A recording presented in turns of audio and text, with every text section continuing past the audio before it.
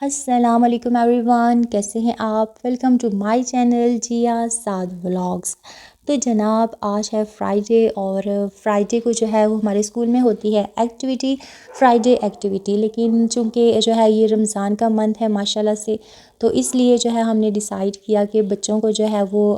Activity کروانے کے ساتھ ساتھ قرآن خوانی بھی کروائی جائے گی، بچوں سے درود پاک بھی پڑھایا جائے گا، اور اس کے علاوہ بچے جو ہیں ان سے کہا جائے گا کہ وہ تسبیحات بھی پڑھیں، جو ان کے کلمات جو ان کو آتے ہیں، چھوٹے بچوں کو جو بھی ان کو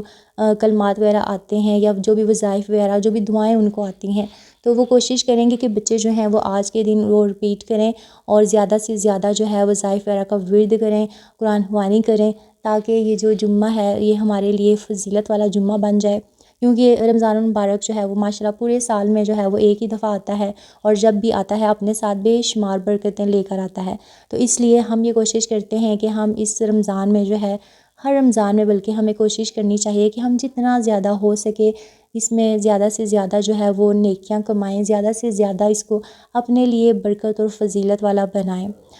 اچھا، میری نا ایک سبسکرائبر ہیں جن کا ماشاءاللہ سے اپنا چینل ہے میرے پلانٹس اور ڈیلی لائف کے نام سے، تو مجھے نا ان کی بات اتنی اچھی لگی۔ وہ اس دن کہہ رہی تھی کہ اکثر ہم میں سے بہت سارے لوگ ایسے ہوتے ہیں کہ جن کے گھر میں جو ہے وہ 4 4 5 5 قرآن پاک انہوں نے رکھے ہوتے ہیں، لیکن افسوس کہ وہ مشکل سے ایک ہی قرآن پاک پڑھتے ہیں، وہ بھی سارے لوگ جنہوں نے پڑھنا ہو وہ ایک ہی قرآن پاک کو مشکل سے یوز کرتے ہیں، تو باقی جو 4 5 قرآن پاک ہوتے ہیں یا 3 4 قرآن پاک رہ جاتے ہیں، تو ان پہ جو ہے وہ گرد وغیرہ جم جاتی ہے،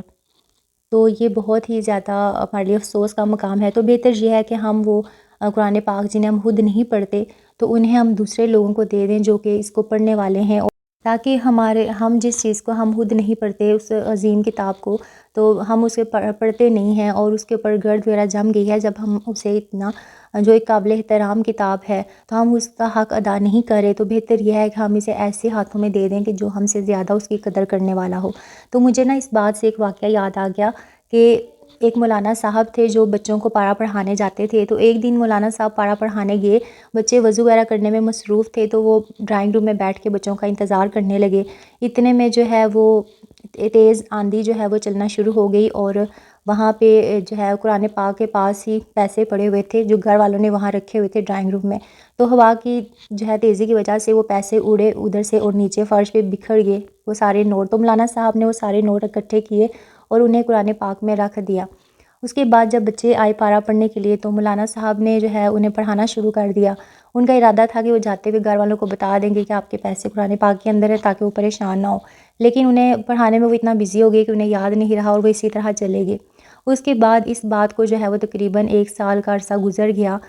مولانا صاحب نے جو ہے وہ بھول گئے اس چیز کو ذکر کرنا، جبکہ گھر والے جو تھے انہوں نے سمجھا کہ شاید مولانا صاحب کو ضرورت تھی، وہ وہاں بیٹھے تھے تو وہ پیسے لے گئے، اس کے بعد وہ خود ہی ہمیں واپس کر دیں گے، اس وجہ سے انہوں نے بھی پوچھنا مناسب نہیں سمجھا۔ لیکن جب 1 سال کا عرصہ گزر گیا، مولانا صاحب نے پیسوں کے حوالے سے کوئی ذکر نہیں کیا، تو پھر گھر والوں نے سمجھا کہ شاید انہوں نے پیسے چوری کر لیے ہیں، تو وہ مولانا صاحب سے بدظن ہو گئے۔ تو پھر وہاں پہ جس گھر میں وہ مولانا صاحب پڑھانے جاتے تھے، اس کا جو مالک تھا اس نے مولانا صاحب سے جو ہے وہ پوچھا اور کہا کہ مولانا صاحب اگر آپ کو ضرورت تھی تو آپ خود ہم سے کہہ دیتے پیسوں کا، اس طرح چوری کرنے کی کیا ضرورت تھی۔ جب مولانا صاحب نے یہ بات سنی تو مولانا صاحب بہت ہی زیادہ